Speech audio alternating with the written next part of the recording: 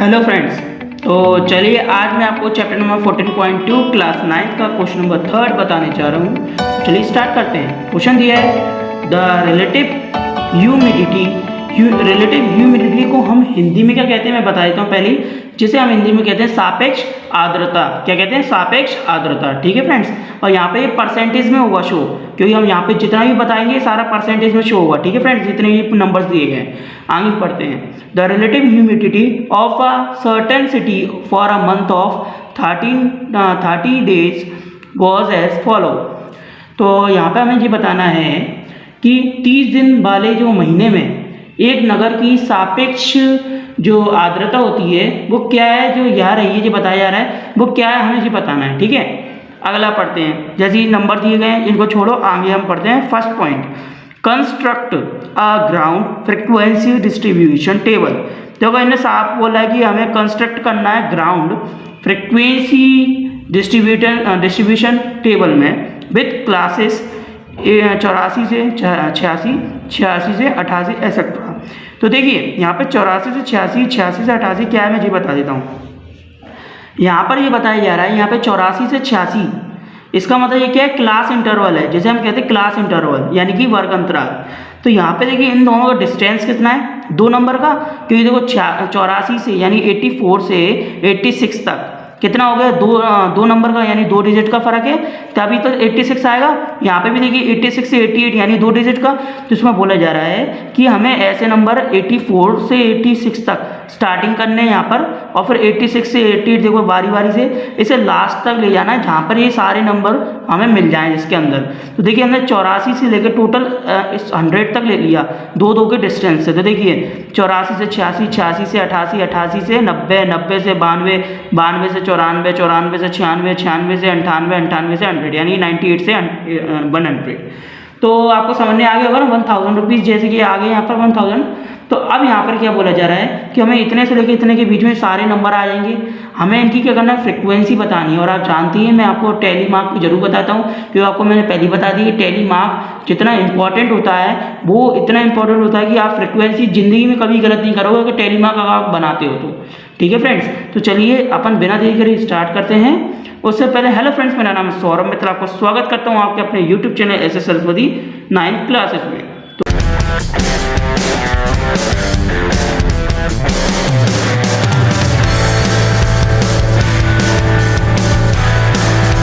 Start करते हैं जैसे कि दिया गया है। चलिए जैसे 84 से 86 हमने यहाँ पे लिख के रख दिया है। यहाँ पे पहला पॉइंट क्या कंस्ट्रक्ट बताया जा रहा था? Frequency table. तो पहले हम पहले नंबर के पॉइंट को सॉल्व कर दो। यहाँ हेडिंग डाल दी पहले नंबर का पॉइंट, ये दोनों बाद में करेंगे। तो पहला नंबर सॉल्व करने के लिए हमने टेबल बना ली है। यहाँ पे हमें क्या करना है? वही ट्रिक अपनानी है। 84 से 86 के लिए हमें क्या करना पड़ेगा? 86 नहीं 86 यहाँ पर देखिए फ्रेंड्स। तो देखिए अब हमें क्या देखना है, यहाँ पे 84 से 86 के बीच में जितने भी नंबर होंगे हमें वो सारे नंबर काउंट करने हैं। ओके, और यहाँ पे हमें है ना 86 नंबर नहीं, लास्ट वाला नंबर इसको छोड़ देना, क्योंकि ये दूसरी लाइन में 86 से स्टार्टिंग होगी ना तब इसे काउंट कर लिया जाएगा। ओके, तो हमें 84 और 85 मिल जाए ऐसा नंबर देखना है। तो देखिए देखते हैं, हम वही ट्रिक अपनाएंगे गोले वाली, हम गोले लगाते हैं जिससे हमें क्या हुआ आसानी पड़ सके, है ना। तो चलिए जैसे ही देखते हैं 84 की देखिए लाइन, 84 से 86 के बीच में आपको कहीं पे भी नंबर दिखे तो बता दीजिएगा। ये 86.5 है, इसको हम नहीं ले सकते बिल्कुल भी।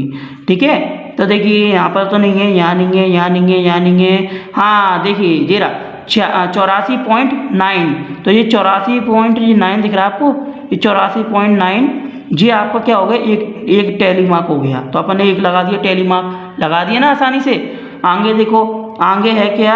आगे नहीं है। तो हमारा ये क्या हो गया? फ्रिक्वेंसी इसकी 1 आ गई। आगे बढ़ते हैं। अब 86 से लेके 88 को काउंट करना है। तो देखिए 86 से 88 के बीच में कुछ मिल रहा है क्या?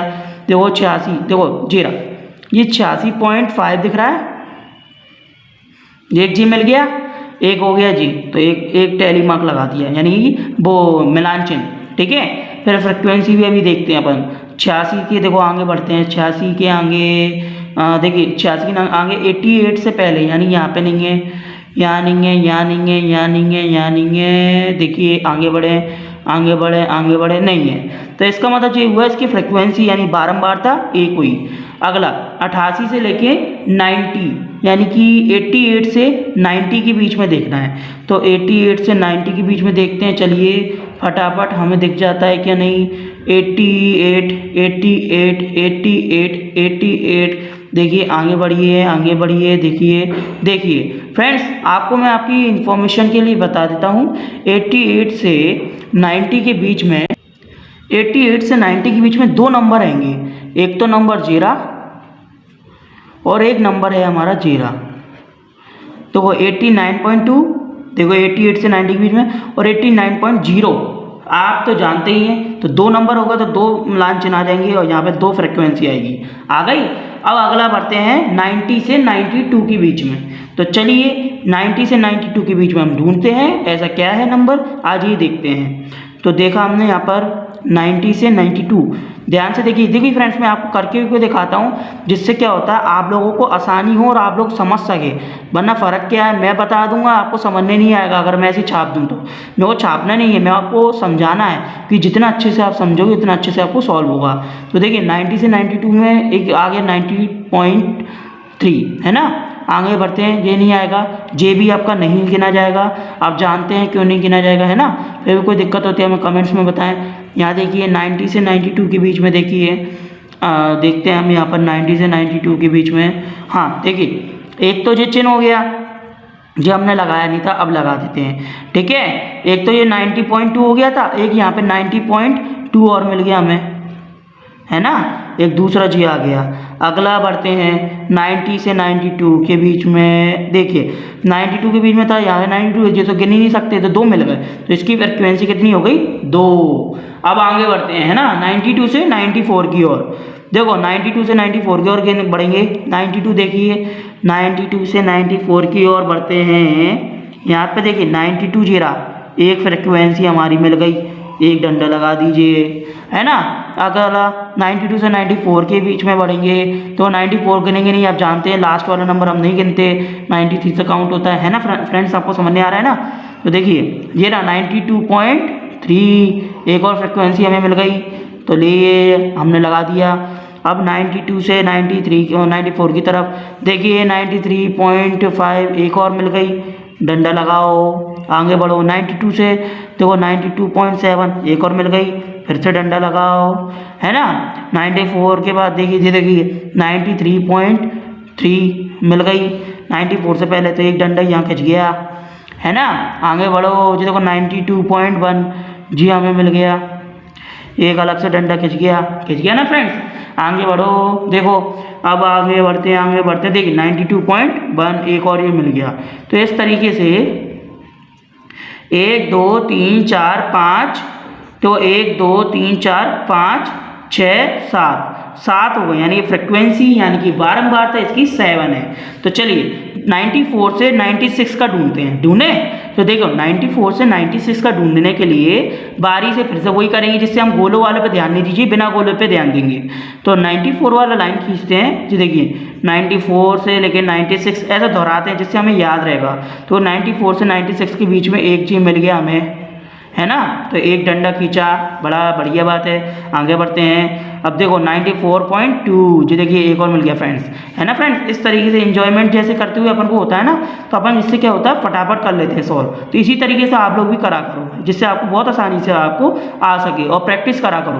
देखो 2 हो गए 94 से 96 के बीच में, तो देखो 96 के बीच में एक और जी आ गया हमारा 3, है ना। ठीक है, देखो बारी बारी से हो गए। देखो 94 से 96 के बीच में एक तो जे हो गया, एक जे और एक जे, 3 हो गए। आगे बढ़ते हैं 94 से 96 के बीच में, 94 से 96 के बीच में देखो एक और आ गया, एक डंडा और खींच दिया। 94 से 96 के बीच में एक और आ गया, एक और डंडा हमने खींच दिया, जो तिरछे में खींचेंगे जैसे 5 हो जाएंगे जी। 94 से 96 के बीच में जी नहीं है जी। देखो 94 से 96 के बीच में एक और मिल गया हमें, है ना फ्रेंड्स। ये पॉइंट में भी नंबर गिना जाता है, याद रहे, एक एक वैल्यू की यहाँ पे ज़रूरत होती है ना। 94 से 96 के बीच में अब नहीं है। तो ये कितने नंबर हो गए आप बताओ काउंट करके, 1 2 3 4 5, तो ये 6, तो कितने हो गए 6। तो फ्रेंड्स ये कितना आ गया, 6 नंबर आ गया। तो चलिए फटाफट से 2 और सॉल्व रहे जो करते हैं। तो 96 यानी 96 से 98 के बीच में देखना है। देखो 96 से 98 के बीच में, इसमें 98 को काउंट नहीं करेंगे, याद रहे। देखो 96 से 98 के बीच में, 96 से 98 के बीच में देखो जीरा एक नंबर मिल गया हमें, मिल गया, एक खींचो। 96 से 98 के बीच में यहाँ देखो 90 जीरा एक और मिल गया हमें, मिल गया बढ़िया तरीके से, है ना, एक और आ गया। तो फ्रेंड्स मज़ा आ रहा है ना आप सभी को। 96 से 98 के बीच में देखो जी मिल गया हमें एक और नंबर, ले लगा दीजिए।